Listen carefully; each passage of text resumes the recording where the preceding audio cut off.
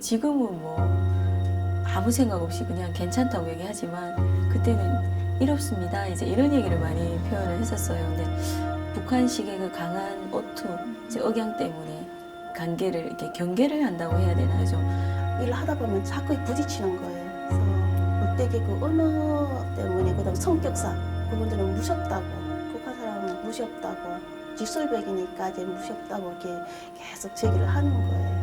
아, 그냥 중국에서 그냥 살걸 뭐라로 한국에 와가지고 거의 한 2달을 이제 집에서 막 먹지도 않고 자지도 않고 씻지도 않고 진짜 그렇게 밖에 안 나가도 제가 그때 37kg 나갔거든 몸무게가.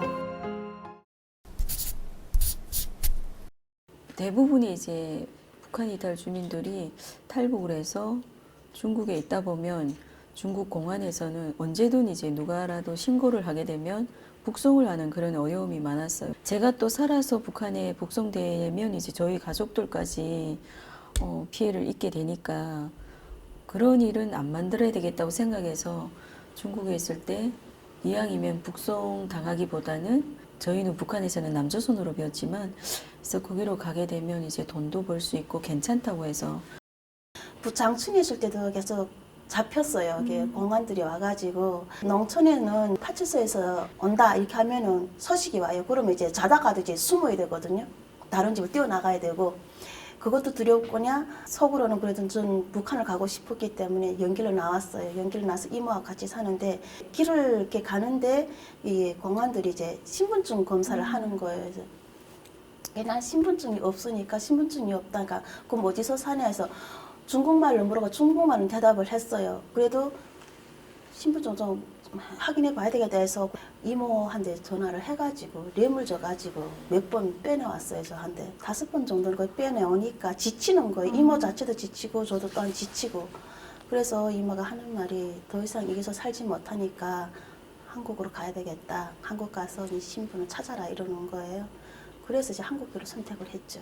이제 일단 어머니를 만난 상황이었는데 이제 내가 한국을 간다 하면은 이제 어머니하고 뭐 오빠한테 피해는 가겠다 이렇게 생각을 했어요. 근데 안 갈 수가 없었어요. 자꾸 잡히니까. 한국으로 오시는 것도 이제 이모가 브로커를 해가지고 이제 나왔는데 3국을 해서 왔어요. 이제 라오스하고 그 악어강 건너서 태국으로 해서 이렇게 왔는데요. 대한민국까지 들어오기는 2달 반이 걸리더라고요. 우리 지금 중국 아빠 외삼촌이 한 동네에 사시는데 한국으로 누굴 보내준 적이 있대요. 그러니까 그 집에 한국 가겠다고 여자가 한 명이 온 거예요. 그분이 이제 소개시켜가지고 같이 이제 가라. 중국의 내몽골 쪽이에요. 그쪽으로 온나. 이래서 이제 제가 또 광주에서 또 모시고 또 기차 타고 이제 거기로 가서 감촌이랑 그 북한 여자랑 아빠랑 이렇게 해서 같이 또 아빠도 걱정이 되셔가지고 같이 따라오셨더라고요. 제가 쓰던 핸드폰을 주면서 이제 넘어가서 이제 핸드폰 안에 거 다 지우고 열심히 집 보고서 버리고 이제 핸드폰만 가지고 있어라 하면서 거기서 이제 울란바토르로 기차 타고 좀 거기서도 이제 몇 달 또 걸려 한 2, 3개월 정도. 또 같은 한민족이고 한 언어를 구사한다고 생각했는데 와서 보니까 너무 다른 거예요. 여기는 외래어나 영어를 평소에 너무 많이 쓰고 북한에는 전혀 순수 우리말로만 표현을 하다 보니까 시장에 가거나 슈퍼에 가거나 할 때 좀 많이 당황스러웠죠. 북한식으로 이제 단어를 얘기한다면 시선을 다르게 보는 거죠. 중국에서 왔어요? 교포예요? 이렇게 물어본다는 거죠. 남한에 와서도 이제 사회생활하면서 대부분이 이제 탈북민들이 보게 되면 직설적인 대화를 많이 해요. 그러니까 비판 문화 속에서 살다 보니까 그러니까 사회생활하면서 대인관계 마이너스 역할을 한다는 거죠. 제가 이제 대구에서 대학교 다닐 때 지금은 뭐 아무 생각 없이 그냥 괜찮다고 얘기하지만 그때는 이렇습니다. 이제 이런 얘기를 많이 표현을 했었어요. 근데 북한식의 그 강한 어투, 이제 억양 때문에 관계를 이렇게 경계를 한다고 해야 되나요? 좀 그래서 의식적으로 이제 제가 빨리 남한 말로 교정을 해야 되겠구나. 내가 조금이라도 더 가까이 다가갈 수 있는 게 이 언어부터 시작해서 빨리 교정을 하면 좀 시선도 부드럽지 않을까.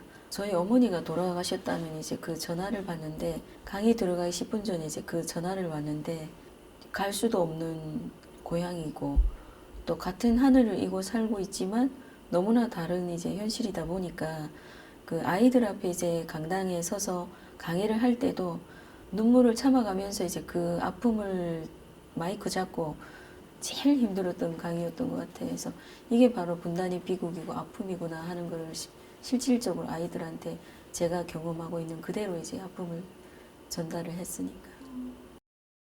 북한에서부터 전 간호사가 꿈이었기 때문에 처음에 울산에 왔을 때는 간호조무사 학원을 다녔어요. 그래서 자격증 다 취득하고 공부를 하는 데는 지장은 안 받았어요. 취직도 참 잘 되었는데 이게 취직을 하다 보니까 이제 언어 때문에 같이 일하는 선생님들이 이제 우리 북한에 대한 거 실정을 잘 모르기 때문에 선입감 쪽으로 해가지고 좀 그런 게 있더라고요. 좀 힘들었어요. 그걸 일을 하다 보면 자꾸 부딪히는 거예요. 그래서 골때기 그 언어 때문에 그다음 성격상 그러니까 한국 분들은 유한하게 하면서 이렇게 하는데 저희들은 이제 한 번에 이게 표현이 나니까 거기에서 충돌이 많이 되더라고요. 그분들은 무섭다고 북한 사람은 무섭다고 직설벽이니까 이제 무섭다고 이렇게 계속 제기를 하는 거예요.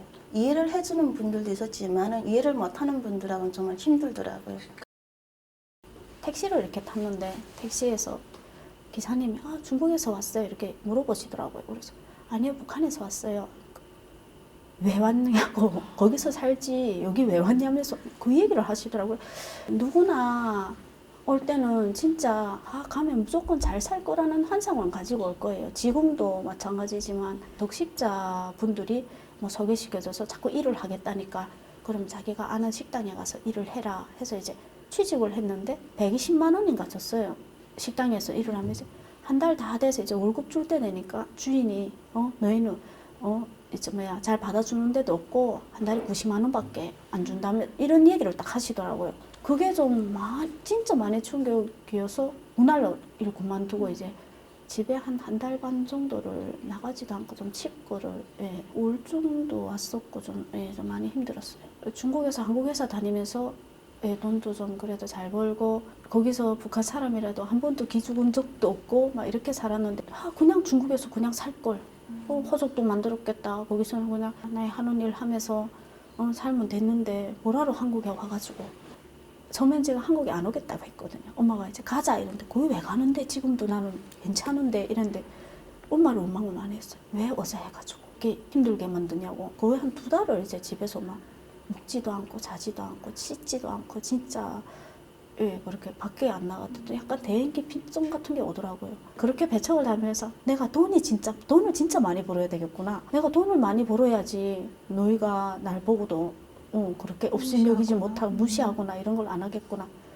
이제 골프장에서 캐디 모집을 하더라고요. 그래 이렇게만 있을 수는 없으니까 뭐라도 이제 해야 되는데 좀 많은 용기가 필요했죠. 무작정 면접 보러 갔어요. 제가 그때 37kg 나갔거든요. 골프채 들고 다녀야 되는데 들고 다닐 수 있겠냐고 그래. 다른 건 못해도 깡은 진짜 강하다면서 진짜 시켜만 주시면 진짜 잘하겠다고.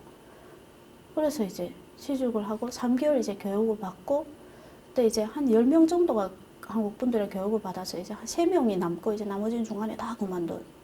이제 거기서 한 2년 정도 일하면서 성격도 많이 이제 바뀌었고 내가 웃고 일하니까 상대방도 기분이 좋고 나도 기분 좋고 그래서 그때가 제가 성격을 진짜 많이 바뀌었어요. 그리고 사람 이제 사이 그 대인 관계도 너무 많이 좋아지고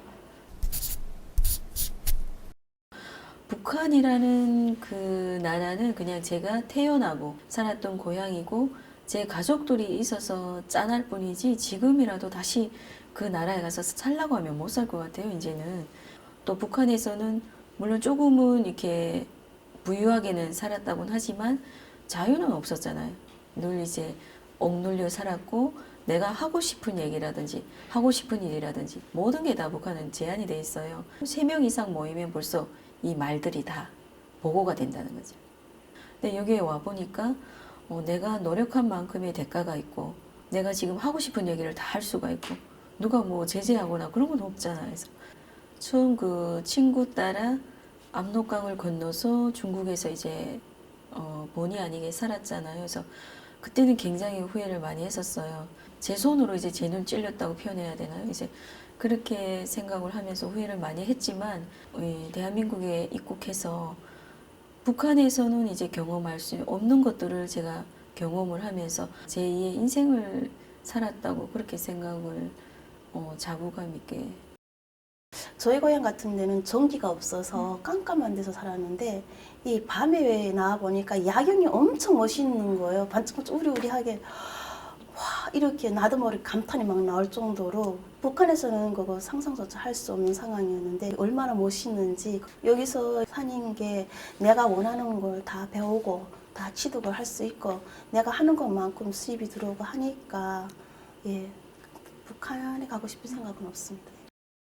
이제 북한에는 진짜 사람도 먹을 게 없어서 옥수수도 먹을 게 없어서 막 그런데 중국에 도착해가지고 이제 집에 돼지를 키우고 계시래. 또 갔는데 쌀밥을 돼지를 먹이는데 거기서도 너무 충격받았는데 이제 북한에는 쌀을 쌓아두고 먹는 집이 없어요. 너무 좋았던 게 한국에 이렇게 오니까 쌀을 모아놓고 이렇게 먹고 그냥 그것도 먹기 싫어서 막 그러고 그리고 이제 내가 몸만 건강하면 오늘이라도 어디 가서 취직해서 일을 할 수 있다는 거 사는 그걸 보면 너무 많이 차이가 나죠.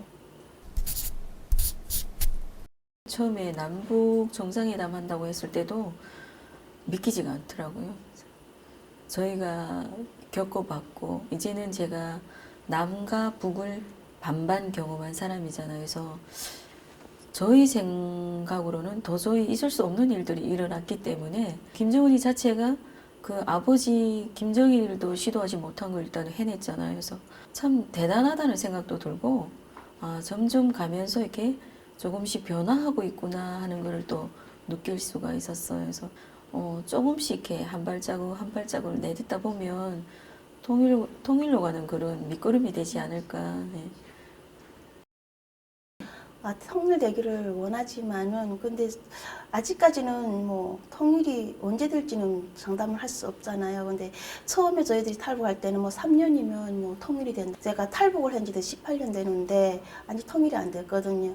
근데 이제 그때 김일성 시대하고 김정일 시대하고 김정은의 시대를 비하게 되면은 발전은 있죠. 지금 탈북에 온 분들 만나보게 되면은 잘 사는 분 그냥 그렇게 부유하게 살고 못 사는 분들은 그냥 그렇게 여전하다고 이렇게 얘기를 하시더라고요. 그래서 저희가 바라는 거는 모든 정상회담이 잘 진행이 돼서 뭐 경제적으로도 조금 좀 완화하게 되면은 조금 좀 풀리지 않겠는가 하는 바람도 있죠. 한편으로는 진짜 저러다가 이제 진짜 공방이 통일되나 막 이런 생각을 하다가도 또 저러다가 김정은이가 또 무슨 생각 나가지고 또 뒤집어질지 모르는데 이 생각이 솔직히 좀 많이 나요. 자기 마음에 안 들면 또 지금 이대로만 나가면 너무 좋겠지만 맨날 뭐 이랬다 저랬다 하니까 거기에 좀 걱정이 또 많이 돼요.